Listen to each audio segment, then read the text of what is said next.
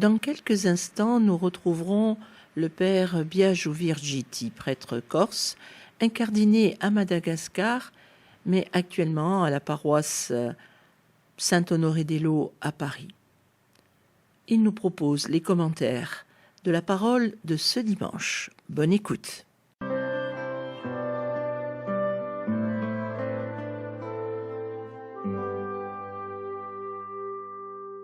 Chers amis de votre radio chrétienne, bienvenue pour une nouvelle émission où nous allons commenter les lectures du 19e dimanche du temps ordinaire de l'année C. Commençons sans plus tarder par la proclamation de la parole. Or nous proclamerons la parole dans ces deux versions brèves, parce que c'est dans le texte bref que se trouve le sens le plus évident que la liturgie a choisi pour donner aux chrétiens une instruction en ce dimanche. Commençons sans plus tarder par la proclamation de l'Évangile. De l'Évangile selon saint Luc. En ce temps-là, Jésus disait à ses disciples, « Restez en tenue de service, votre ceinture autour des reins et vos lampes allumées. Soyez comme des gens qui attendent leur maître à son retour des noces, pour lui ouvrir dès qu'il arrivera et frappera à la porte. Heureux ces serviteurs-là que le maître, à son arrivée, trouvera en train de veiller. Amen, je vous le dis, c'est lui qui, la ceinture autour des reins, les fera prendre place à table et passera pour les servir. S'il revient vers minuit ou vers 3 heures du matin, et qu'il les trouve ainsi, heureux sont-ils. Vous le savez bien, si le maître de maison avait su à quelle heure le voleur viendrait, il n'aurait pas laissé percer le mur de sa maison. Vous aussi, tenez-vous prêts. C'est à l'heure où vous n'y penserez pas que le Fils de l'homme viendra.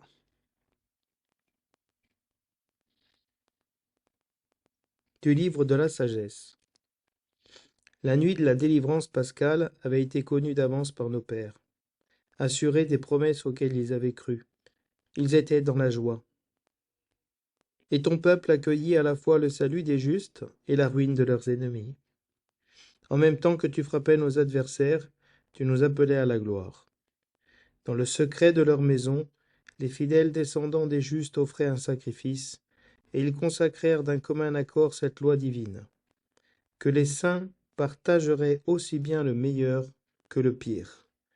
Et déjà ils entonnaient les chants de louange des pères. Le refrain du psaume nous dit « Heureux le peuple dont le Seigneur est le Dieu ». Criez de joie pour le Seigneur, homme juste, homme droit, à vous la louange. Heureux le peuple dont le Seigneur est le Dieu. Heureuse la nation qu'il s'est choisie pour domaine. Dieu veille sur ceux qui le craignent, qui mettent leur espoir en son amour, pour les délivrer de la mort, les garder en vie au jour de famine. Nous attendons notre vie du Seigneur, il est pour nous un appui, un bouclier.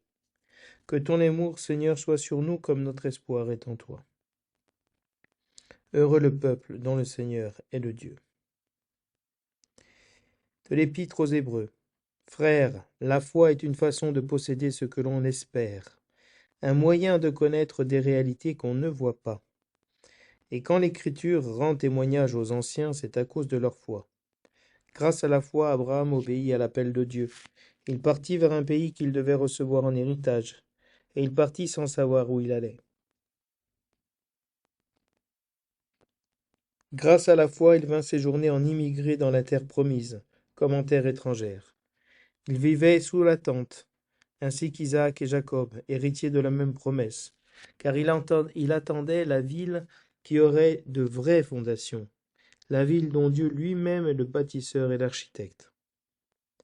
Grâce à la foi, Sarah, elle aussi, malgré son âge, fut rendue capable d'être à l'origine d'une descendance, parce qu'elle pensait que Dieu est fidèle à ses promesses.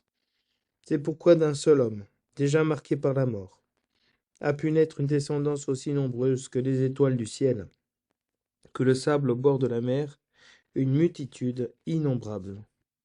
Parole du Seigneur.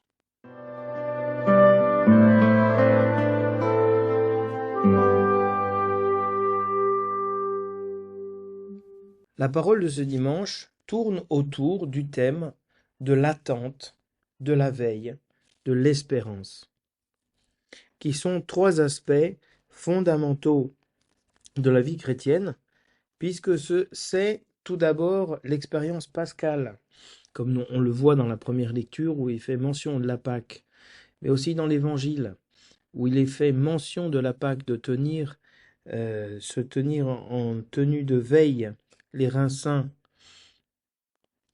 comme lors de la sortie de l'Égypte.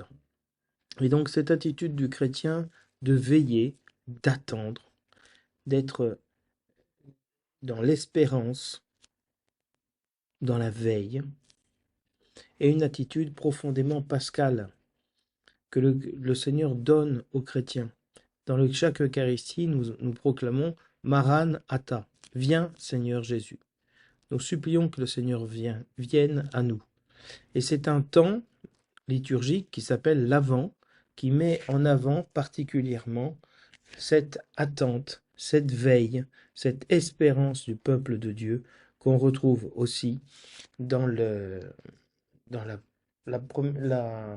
lecture des Hébreux, où il est fait mention de la foi d'Abraham, de la foi de Sarah, qui sont rentrés dans l'espérance des promesses que le Seigneur leur a faites. Dans le psaume, c'est le Seigneur qui veille sur son peuple, sur ceux qui le craignent, sur ceux qui mettent leur espoir en son amour. Et donc, il y a vraiment une veille. Le Seigneur a veillé dans la Pâque, il est dit dans l'Exode, la sortie d'Égypte, que le Seigneur, la nuit de l'Exode a été une nuit de veille pour le Seigneur. Il a veillé.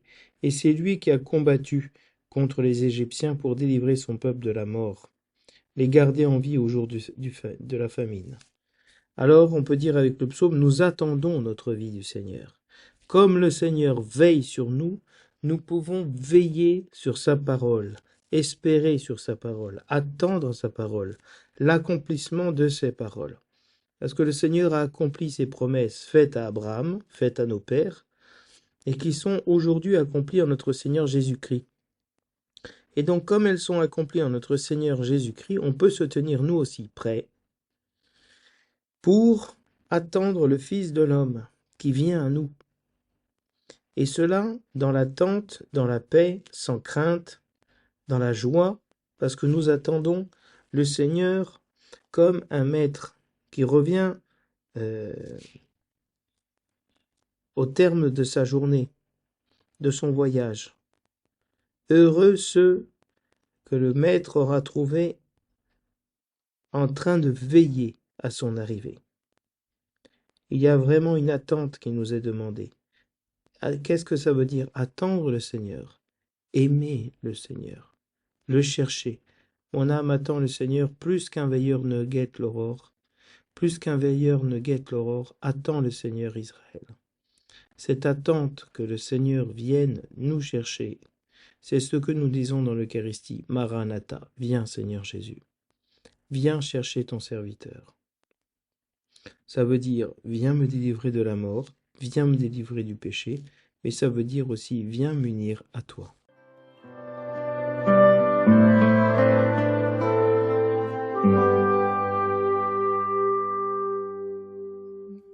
L'Évangile, comme la deuxième lecture, ont une version brève. Et comme nous l'avons expliqué de nombreuses fois, lorsque la liturgie donne une lecture brève de l'Évangile ou d'une autre lecture, c'est dans le texte le plus bref que se trouve l'essentiel, le texte, le cœur du thème, le cœur de la parole que l'Église veut transmettre à ses fidèles. Et donc, on commence ici avec un verset de l'Alléluia qui nous dit « Vous aussi, tenez-vous prêts, être prêts, veillez, tenez-vous prêts, c'est à l'heure où vous n'y penserez pas que le Fils de l'homme viendra. » C'est le même texte que Luc, cité dans la version de Matthieu. Et donc tout de suite, on nous demande d'être prêts et de veiller. De veiller pour attendre le retour du Fils de l'homme, qui viendra à une heure que nous ne pensons pas. Donc c'est une visite qui nous sera faite de manière impromptue, par surprise. Et donc, comme cette venue aura lieu par surprise, il est fondamental de veiller, d'être dans une attitude de veille, d'avoir un esprit ouvert, un esprit d'accueil. Si je ne suis pas dans une attitude constante d'accueil, lorsque le Seigneur se présente, je ne l'accueille pas. Or, le Seigneur, c'est le salut. Il porte avec lui le salut dans sa venue. Donc Jésus fait un discours en parabole pour expliquer qu'est-ce que ça veut dire que veiller. Qu'est-ce que ça signifie veiller? Être en tenue de service. Jésus, dans la dernière scène, s'est mis lui-même en tenue de service pour servir ses apôtres, ses disciples, en ayant une ceinture autour des reins et donc en se mettant dans l'attitude de celui qui sert, qui lave les pieds de ses disciples. Et tenez vos lampes allumées. Ici, il est fait référence à la parole des 10 vierges qui ont les lampes allumées, les vierges sages qui ont leurs lampes allumées au retour des noces. Parce que dans les noces, le maître tarde à venir. Parce que plus les noces sont importantes, plus les négociations des noces continuent pendant la nuit. Et donc, soyez comme des gens qui attendent leur maître au retour des noces. Parce que ce qui est en jeu ici, c'est les noces de l'agneau avec l'humanité, avec l'Église. Et donc, nous sommes appelés à être des gens qui attendent le Maître. Nous sommes des serviteurs, nous attendons le Maître qui revient des noces avec une bonne nouvelle, que les noces auront lieu, et nous lui ouvrirons lorsqu'il frappera à la porte et qu'il arrivera. Et donc, comme il porte une bonne nouvelle, il porte la victoire sur la solitude, la victoire sur le célibat, il porte le mariage, il porte la joie, la fête dans cette négociation de noces. Nous attendons avec joie le Seigneur pour le servir, pour lui permettre qu'il nous raconte aussi tout ce qui s'est passé. Heureux les serviteurs que le Maître trouvera en train de veiller à son arrivée. Il y a un bonheur à attendre le Seigneur. C'est pas attendre n'importe qui ou n'importe quoi, c'est attendre le Seigneur. Et donc, dans l'excitation de l'attente de cette nouvelle, nous attendons le Seigneur. Est-ce que nous venons à l'Eucharistie dans cette même attente de recevoir une bonne nouvelle qui va transformer notre vie, qui va nous faire passer à la joie de ces noces de Christ avec l'humanité?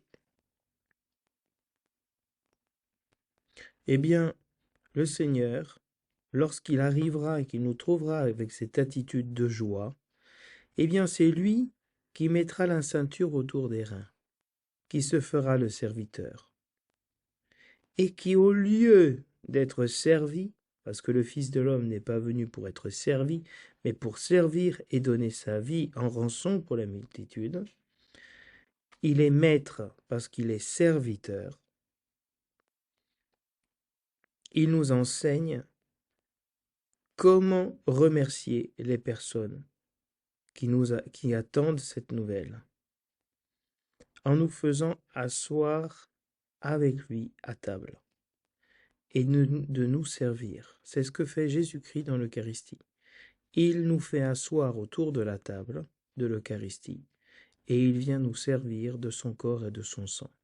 C'est lui le maître et il se fait le serviteur. C'est lui le Seigneur et il se fait la victime pour que nous puissions manger le sacrifice de l'agneau. Donc avec le Seigneur, c'est un renversement de situation complet, total, un renversement total. Le Seigneur, nous ne savons pas à quelle heure il vient, et quand il vient, au lieu de se laisser servir, c'est lui qui nous sert. Et il peut revenir à n'importe quelle heure, à la première veille, à minuit, à la deuxième veille de la nuit, vers 3 heures du matin. Il peut revenir à la 3e heure, troisième veille de la nuit, c'est-à-dire à 6 heures du matin. S'il nous trouve en train de veiller, heureux sommes-nous. Il y a un bonheur à se laisser trouver fidèle par le Seigneur. Et ici, nous avons la prière nocturne qui est rythmée par ces heures. Et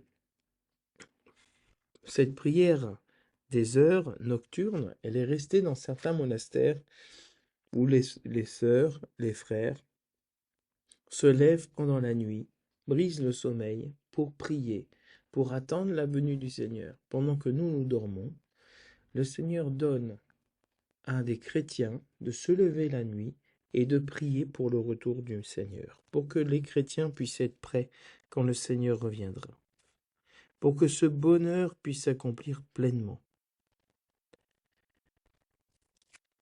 Et la parabole termine par quelque chose d'un peu surprenant.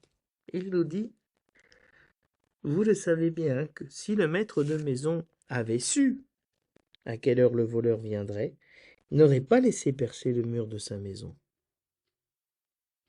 Vous aussi, tenez-vous prêts. Il fait l'exemple, il se présente le Christ comme un voleur. Le jour du Seigneur vient comme un voleur. Et donc, celui qui est propriétaire d'une maison, s'il sait à quelle heure le voleur vient, eh bien, il est prêt. Il ne se laisse pas percer le mur de sa maison. Il se défend. Nous aussi, nous sommes appelés à veiller, non seulement pour attendre le Seigneur, mais pour éviter qu'on nous vole la joie d'attendre le Seigneur. Et c'est pour ça que, dans la partie plus longue de l'Évangile, il est fait mention d'un serviteur qui commence à s'impatienter de son maître, de sa venue, et qui commence à manger, à boire, à s'enivrer, à frapper les serviteurs. Voilà. On peut nous aussi se faire voler la joie de l'attente, la joie chrétienne. Et alors, le Seigneur nous dit, pour attendre le Seigneur, il faut veiller. Pour ne pas se faire voler l'esprit chrétien, il faut veiller. Donc veiller tout le temps, quelle que soit la situation. Le seul moyen de ne pas me faire voler l'esprit chrétien, la charité, l'espérance, la foi, c'est de veiller. Parce que le démon, lui aussi, ne prend pas de repos. Et c'est pendant la nuit, pendant que les gens dorment, qu'il va semer l'ivraie, qu'il va semer la zizanie dans le champ. Et donc, une manière de permettre que ne soit pas semée cette graine d'infidélité, c'est de veiller dans la prière. La prière dans la foi, la prière dans l'espérance, la prière dans la relation d'amour avec le Seigneur et avec les frères. On comprend mieux alors pourquoi la liturgie a choisi l'épître, le livre de la sagesse, qui fait toute une relecture de l'Exode, où la nuit de la délivrance pascale avait été connue d'avance par les pères. Vous sortirez cette nuit-là, de 14 de Nissan, la pleine lune, vous sortirez dans la nuit. Donc eux savaient quel était le jour de leur délivrance, le jour de la Pâque. Et l'attitude de veille pour les chrétiens de l'Église primitive, c'est la Pâque. Parce que pourquoi on veillait? On veillait la nuit pour commémorer la Pâque. Les premiers chrétiens, dans la nuit, du samedi au dimanche, passaient la nuit à veiller, à faire la veillée pascale, la vigile pascale, toute la nuit. Parce que c'est en cette nuit pleine d'eschatologie, pleine d'attente, que se ferait le retour du Christ. Et donc, c'est dans cette nuit de la Pâque qu'il faut particulièrement veiller. Et nous sommes, mais non seulement dans la nuit de la Pâque, mais cette nuit de la Pâque se veut l'attitude fondamentale du chrétien qui veille. Les pères ont été assurés des promesses auxquelles ils avaient cru. Et comme ils étaient sûrs que les promesses que Dieu ait faites allaient se réaliser, ils étaient dans la joie. Et de fait, une fois que le Seigneur a réalisé les promesses en noyant dans la mer cheval et cavalier et Pharaon et toute son armée, ils étaient dans la joie. Ma force et mon chant, c'est le Seigneur, il est pour moi le salut, nous dit le livre de l'Exode.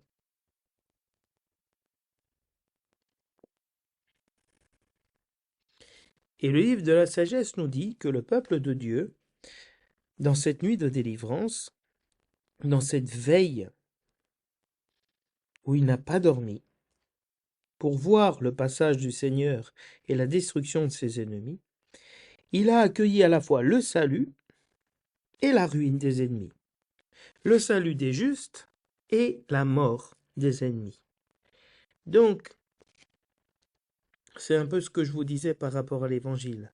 Il y a ces deux aspects, l'attente du Seigneur qui revient, et en même temps veiller pour lutter contre l'esprit du mal.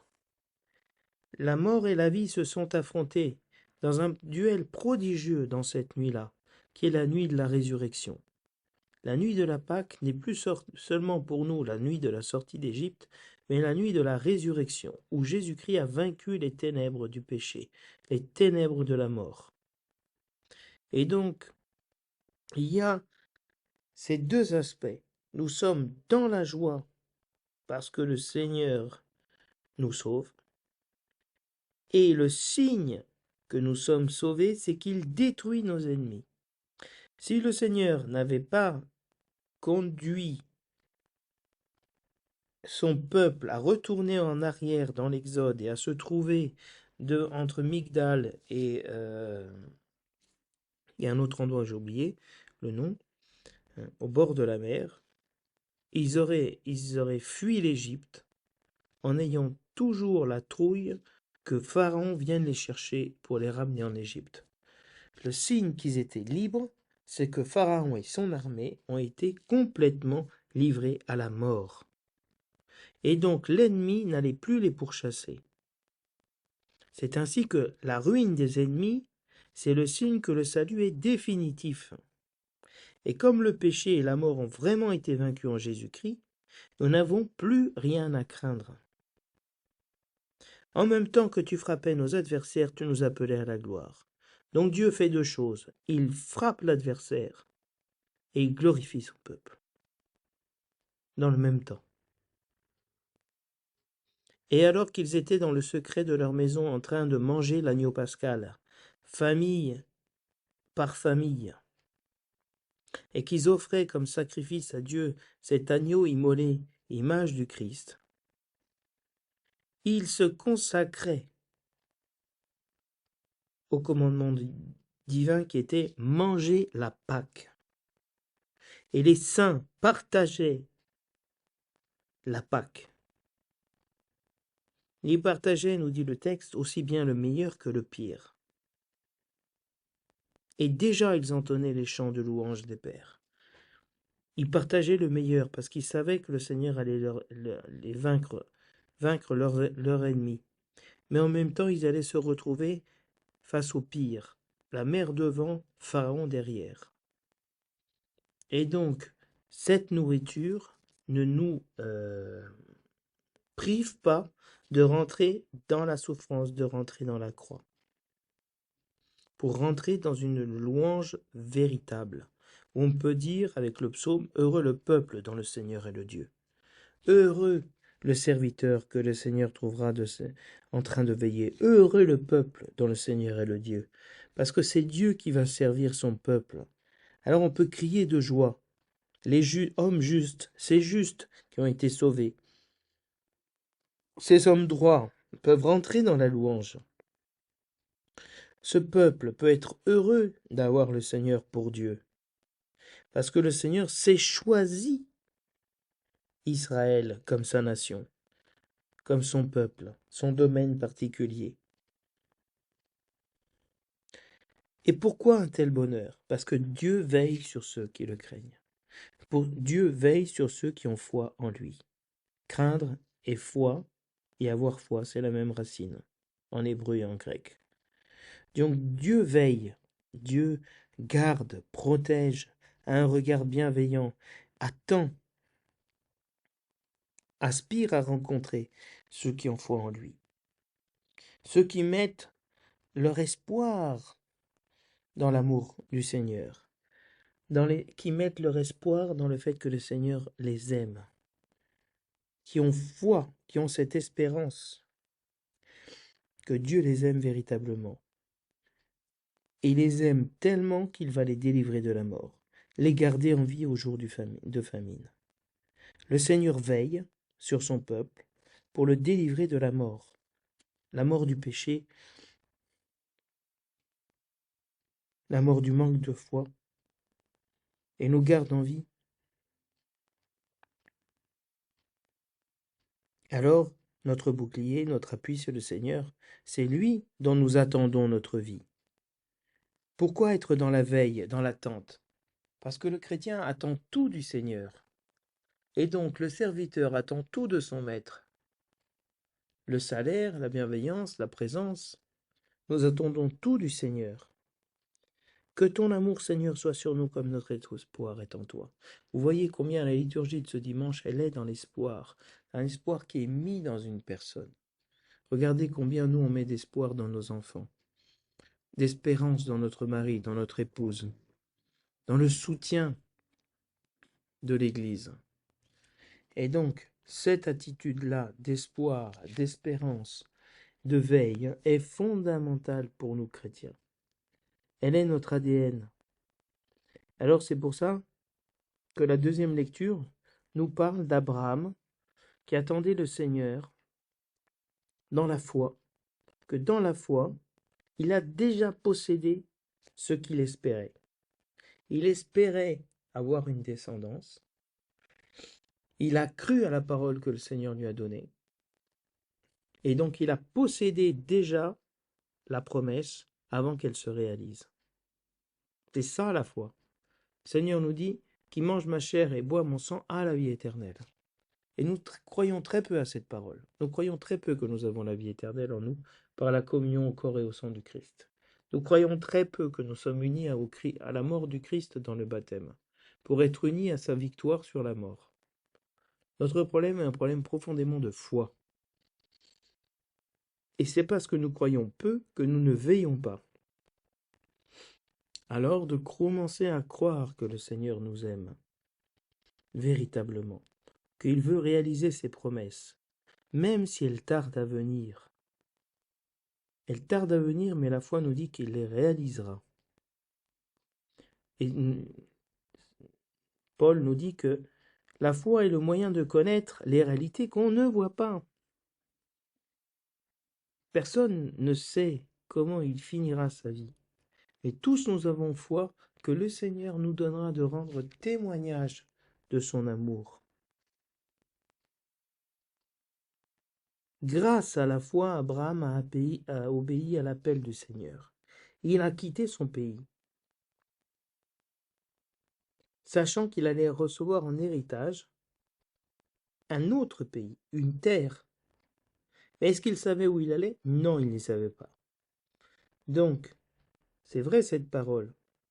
Il connaissait ce qu'il ne voyait pas. Il voyait déjà dans la foi ce qu'il ne connaissait pas. Quelle serait cette terre? Mais grâce à la foi, il s'est laissé guider par le Seigneur. Il a séjourné dans la terre promise comme un étranger.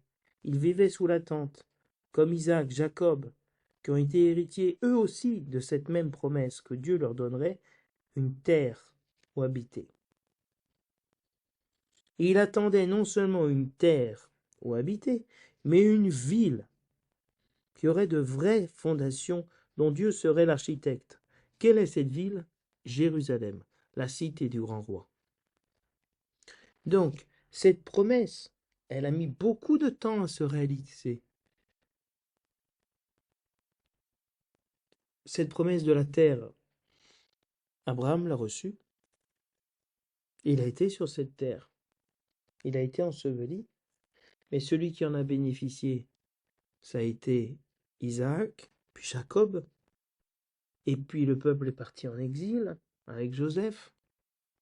Et donc il a fallu 400 ans pour que le peuple revienne sur cette terre et vraiment puisse s'implanter dans cette terre du salut, cette terre promise. Et non seulement il a fallu du temps pour s'implanter dans la terre, mais après pour construire Jérusalem, pour construire le temple. Donc, veiller veut dire rentrer dans l'histoire du salut, dans une histoire qui nous dépasse, dans laquelle nous ne sommes pas le centre, nous ne sommes qu'un maillon, qu'un élément de la construction de l'Église. Et le texte continue en disant que grâce à la foi, Sarah, malgré son âge avancé, a été capable d'engendrer une descendance. C'est dans la foi qu'elle a cru.